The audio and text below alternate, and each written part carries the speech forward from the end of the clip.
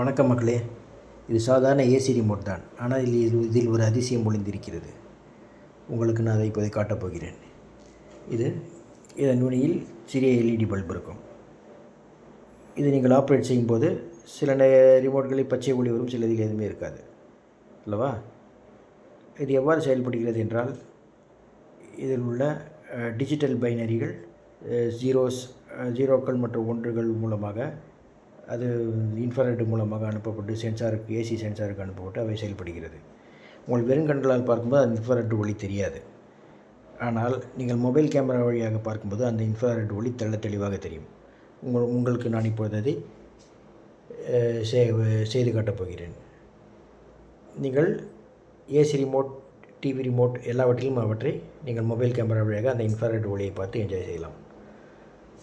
உங்களுக்கு இப்போ light off செய்துவிட்டு தெளிவாக அந்த இன்ஃப்ராரெட் ஒளியை நான் இப்போ காட்டுகிறேன்.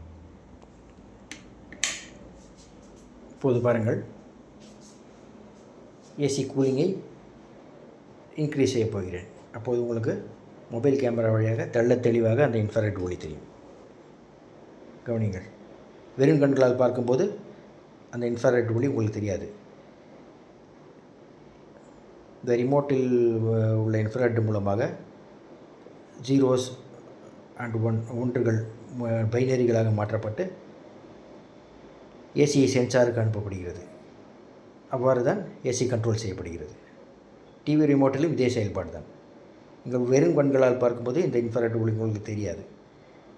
நீங்கள் மொபைல் கேமரா வழியாக பார்த்து இந்த இன்ஃப்ராரெட் ஒளியை பார்த்து என்ஜாய் பண்ணுங்கள். சின்ன சின்ன விஷயங்கள் தான், எல்லாவற்றிலும் அறிவியல் ஒளிந்திருக்கிறது. அதை கண்டுபிடிப்பது தான் நமது வேலை. பார்த்து என்ஜாய் பண்ணுங்கள். நன்றி மக்களே, வணக்கம்.